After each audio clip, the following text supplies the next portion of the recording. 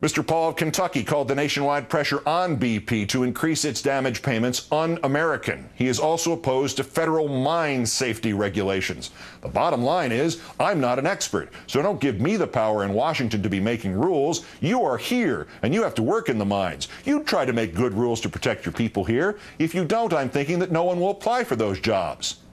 Mr. Paul's admission that I'm not an expert does provide one of the few dovetails of this campaign. It matches nicely with Mr. Johnson of Wisconsin, who refuses to offer any specifics about his plan to deal with homeless veterans. He says, quote, "This election is not about details." Details have proved devilish for the Tea Party and Republican candidate for the 2nd District of Virginia, Scott Ridgell. He campaigned against the stimulus bill, including the Cash for Clunkers program. Mr. Ridgell is an automobile dealer and made hundreds of thousands of dollars from the Cash for Clunkers program. The Tea Party and Republican candidate in the Missouri 4th, Vicky Hartzler, says she and her husband are just small business owners. We just want the government to leave us alone, she said. Hartzler and her husband have a farm. In the last 14 years, that government, they want to leave them alone, has given them subsidies totaling $774,000. Mr. Racy of West Virginia told the Associated Press that America is in an industrial coma. He blamed the restrictor plate that is a bloated federal government. I can't think, he added, of very many times when a government agency has helped me. The companies Mr. Racy owns have received $2.4 million in contracts from the federal government since 2000 and $32 million in contracts from the state government since 2000. Back in Colorado, Mr. Buck apparently thought he was just speaking to a campaign worker when he self-exposed his hypocrisy. In fact, he was talking to a Democratic operative with a recorder in his pocket. Out of the blue, Tea Party nominee Buck blurted, quote, "Will you tell those dumbasses at the Tea Party to stop asking me about birth certificates while I'm on the camera? God, what am I supposed to do?" The contempt of Mr. Buck towards his own Tea Party extends in many cases to reporters and thus by proxy to actual citizens. For instance, the Tea Party and Republican candidate for governor of Maine, Paul LePage, threatened to punch a radio reporter.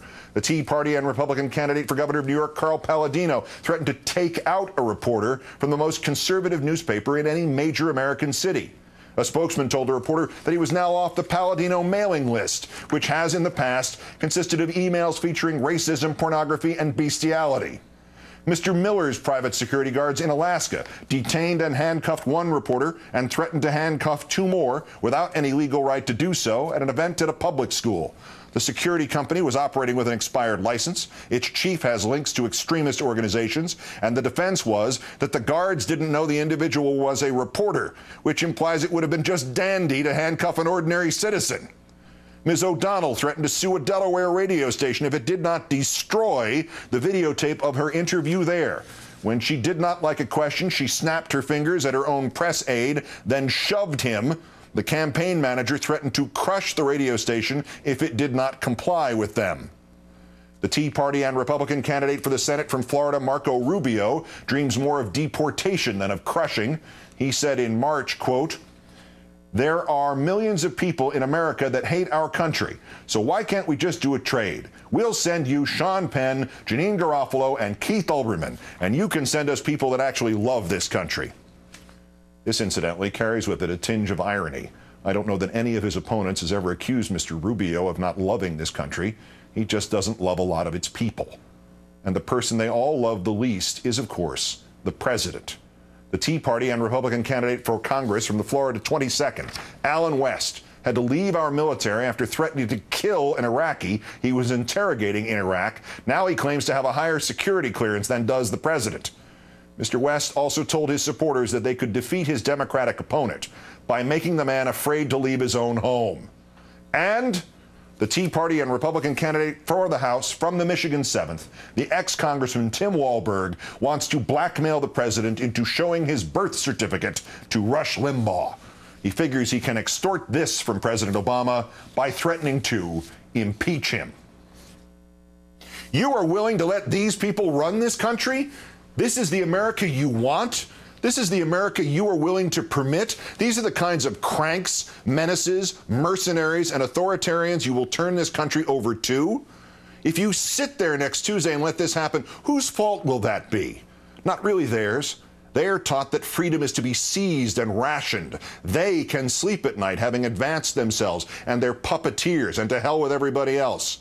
They see the greatness of America not in its people, but its corporations. They see the success of America not in hard work, but in business swindles. They see the worthiness of America not in its quality of life, but in its quality of investing. They see the future of America not in progress, but in revolution to establish a kind of theocracy for white males, with dissent caged and individuality suppressed.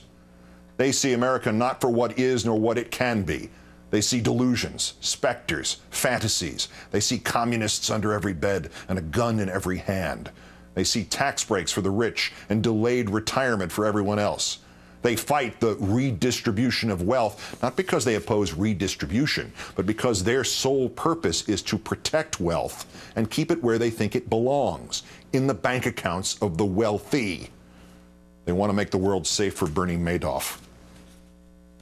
But you know better. If you sit there next Tuesday, if you sit there tomorrow and the rest of this week and you let this cataclysm unfold, you have enabled this.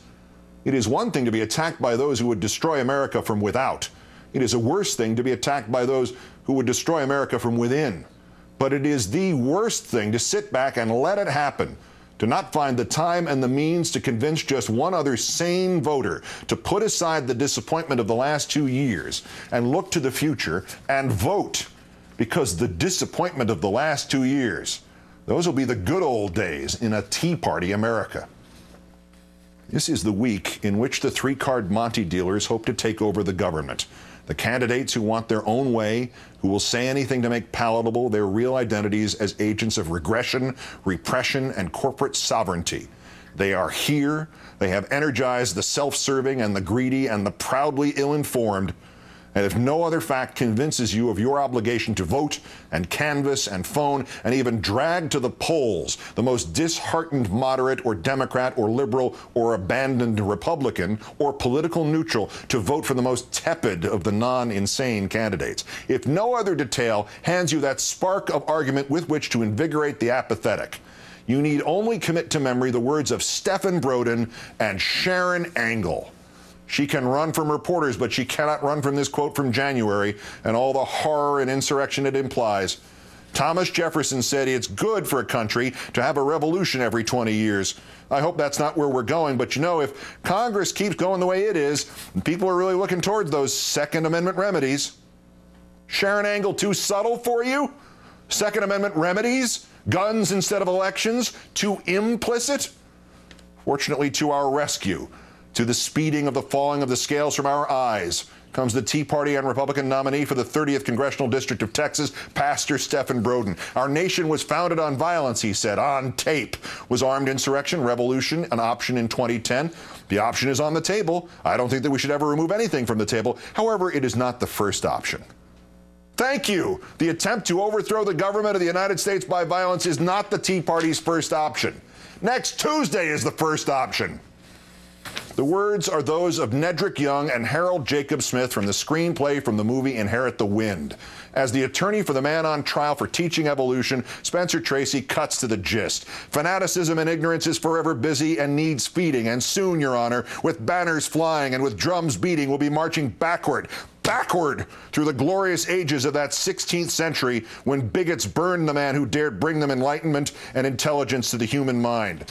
The angered judge replies, I hope counsel does not mean to imply that this court is bigoted. The attorney mutters, well, Your Honor has the right to hope. The judge warns, I have the right to do more than that. The attorney explodes. You have the power to do more than that. And you have the power to do more than that. Good night and good luck.